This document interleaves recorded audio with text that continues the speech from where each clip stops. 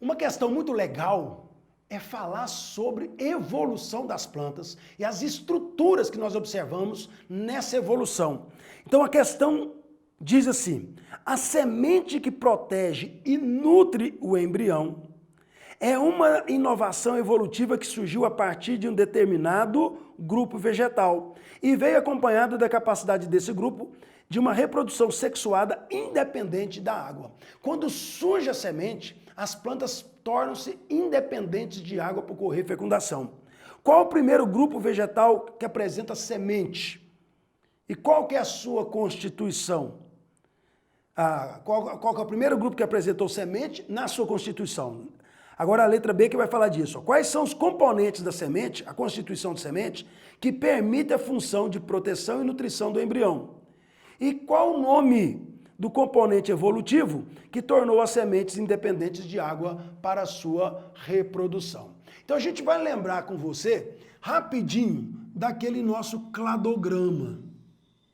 Lógico que ele não está pedindo para você fazer nada disso, mas é só para você ter uma noção aqui da escala evolutiva. Depois das algas vem as briófitas, onde o principal exemplo são os musgos, depois as pteridófitas, samambaias, gimnospermas.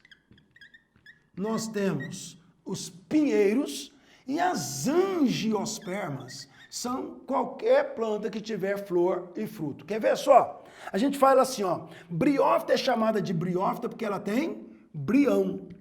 Então, como ela tem fase embrionária, daqui para frente todo mundo é embriófita.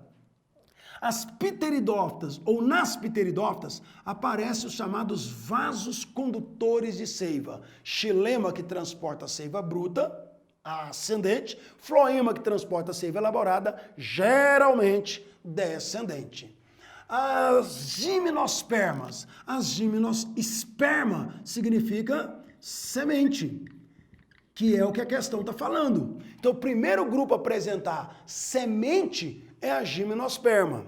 As angiospermas têm tudo que as outras plantas têm, mas a presença de flor, a presença de fruto, só você vai lembrar disso porque quase ninguém fala. Angiosperma, quais são as características exclusivas delas? Nós temos a presença de flor, a presença de fruto e a chamada, presta atenção, dupla fecundação. São as características exclusivas das angiospermas. Qual foi o primeiro grupo a apresentar semente na sua constituição? É quem tem o nome esperma. Esperma significa semente. Gimnosperma são as plantas que têm sementes nuas, ou seja, sem fruto. Angiosperma são as plantas que têm sementes dentro de um vaso, dentro de um recipiente. Então, o primeiro grupo a apresentar sementes são as gimnospermas. Você lembra, inclusive, que a semente do pinheiro é comestível, ela tem uma grande importância econômica, principalmente no sul do nosso país, que é o famoso pinhão. Agora, quais são os componentes da semente e para que ela serve? Quando a gente puxa aqui a semente, quando a gente vai analisar uma semente, você vai falar o seguinte, olha, a semente, ela tem, vamos fazer aqui a semente de angiosperma, que fica mais fácil, né? Um feijãozinho, por exemplo. Você vai observar, ó, que o tecido que reveste e, consequentemente, vai dar proteção para o embrião, nós chamamos isso de casca, ou também chamado de tegumento. Ah, mas eu não sei por que isso é desse jeito. Se você lembrar aqui, ó, você tem o óvulo. O óvulo é que dá origem à semente. E o óvulo, ele tem uma estrutura chamada, vou colocar até de cá para a gente poder comparar melhor. Quer ver? Olha só. Vamos pegar aqui e pôr aqui desse lado, ó. Quem dá origem à semente? É uma estrutura chamada de óvulo. Quem tem óvulo? Quem tem semente? Gimnosperma e angiosperma. Só que o óvulo, gente, ele tem uma estrutura de revestimento que nós chamamos de tegumento. Esse aqui é o óvulo. E o óvulo, por sua vez, dá origem à semente. Então, quem tem óvulo? Quem tem semente. Quem tem semente? As plantas que têm óvulo, gimnosperma e angiosperma. Revestindo o óvulo, nós temos aqui uma estrutura chamada de tegumento. É um tecido que fica aqui revestindo. Ó. Esse tegumento, ele vai sofrer um espessamento. Então, depois que o óvulo transforma em semente, esse tegumento aqui, ó, ele se transforma em casca. Por isso que a casca também é chamada de tegumento. Aqui dentro aconteceu a fecundação. Se aqui dentro aconteceu a fecundação, então a gente vai ter aqui dentro o embrião. Então, se o óvulo é fecundado, lá dentro, então, a gente passa a ter quem? O embrião. Então, uma das funções da semente é proteger o embrião através da sua casca. Só que tem que manter esse embrião vivo. Então, para nutrir o embrião até ele conseguir germinar, aqui dentro nós temos um tecido também. E esse tecido recebe o nome de endosperma. Que aí você vai voltar um pouquinho e vai lembrar que o endosperma na gimnosperma, ele é haploide, ele é N, e o endosperma das angiospermas, ele é diploide. Então você vai ter um endosperma N, e aqui você tem um endosperma, eu falei diploide, não, é triploide, que é a tal da dupla fecundação. Então o endosperma nas sementes da gimnosperma é haploide, porque ele é o próprio gametófito. Nas angiospermas ele é triploide, que ele é formado na segunda fecundação. Então quem dá origem à semente? O óvulo. Qual que é o papel da semente? O papel da semente é, ó, nutrir e proteger o embrião. Quais são as plantas que têm semente? Quem tem semente são as gimnospermas e as angiospermas. Só que ligado a isso, que é o último item, quando surge semente, é porque surgiu órgão reprodutor sexuado evidente. Então, todas as plantas que têm semente, espermatófitas, também são chamadas de fanerógamas. E toda fanerógama, ela é sifonógama. O que é uma planta sifonógama? Sifonógama é uma planta que tem sifão, tá? Mas que sifão é esse? É o famoso tubo polínico. Qual que é o papel do tubo polínico? Planta não tem relação sexual, planta não tem cópula. Então, consequentemente, nas briófitas e pteridófitas, o gameta masculino ele tem que nadar ao encontro do gameta feminino.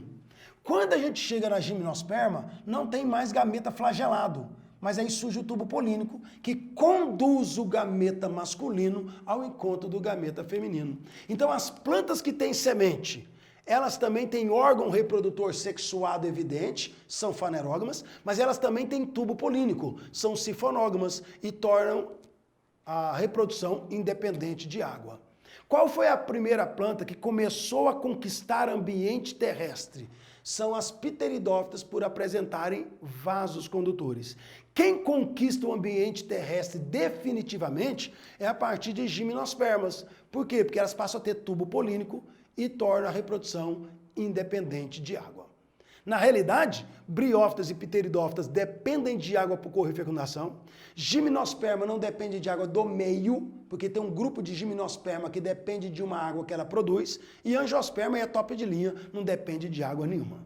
Tranquilo demais, uma questãozinha aberta para a gente relembrar todos esses avanços evolutivos, a importância da semente e o surgimento de órgão reprodutor sexuado evidente e o tubo polínico.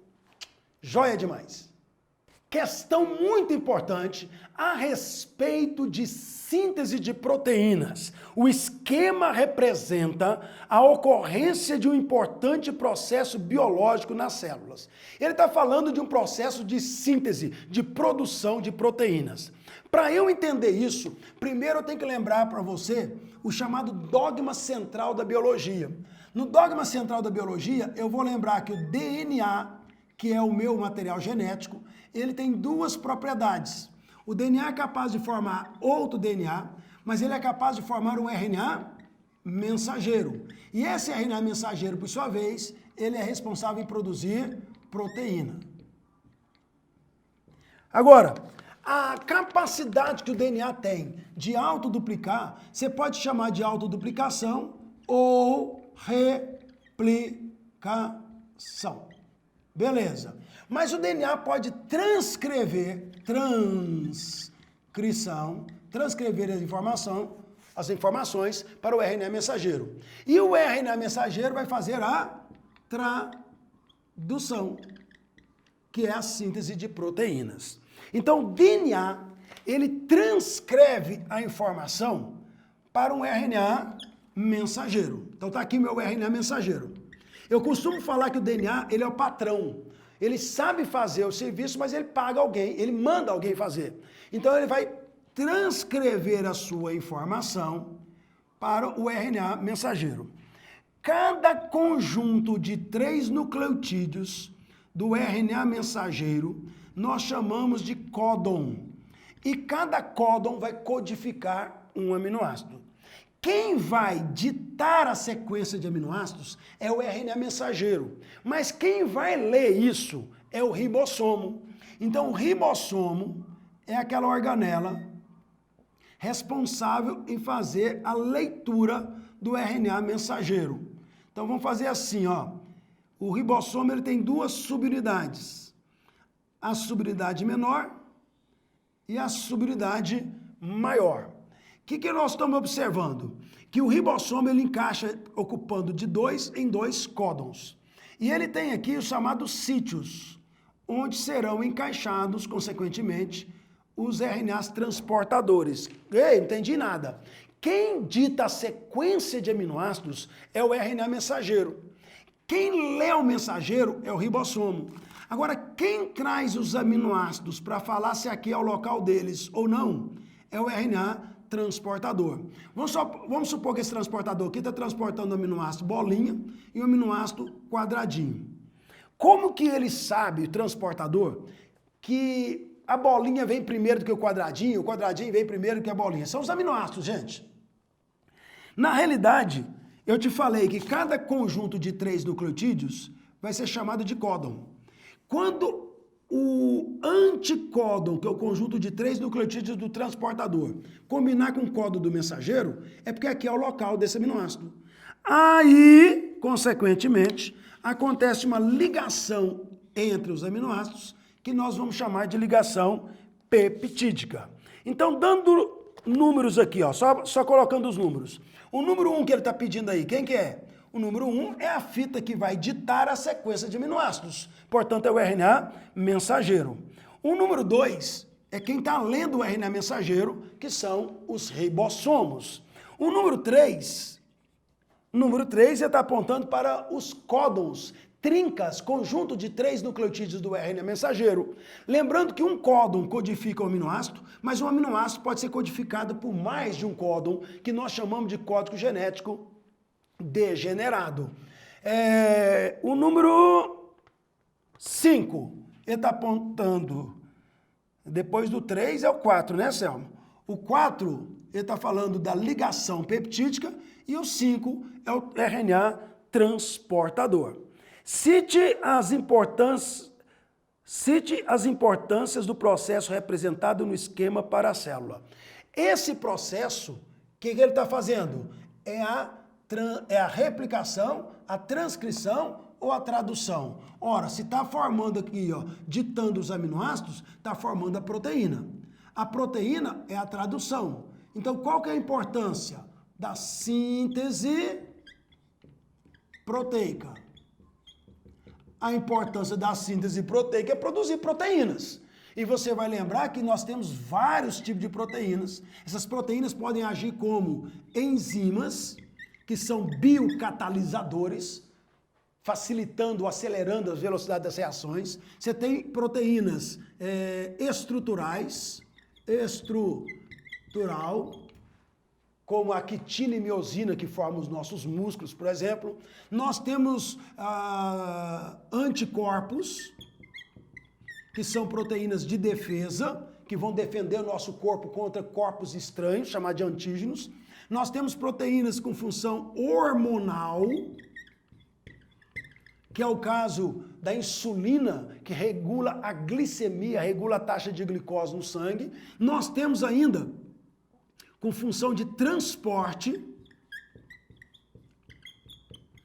que é o caso, por exemplo, da hemoglobina, que transporta gases, principalmente oxigênio. Então, a importância de sintetizar proteína é produzir compostos que têm funções extremamente importantes para o nosso organismo, como a função de catalisadores, que são as enzimas, função estrutural, defesa, que são os anticorpos, hormonal, como é o caso da insulina, transporte, receptores e assim por diante. Mas essas aí são as principais funções.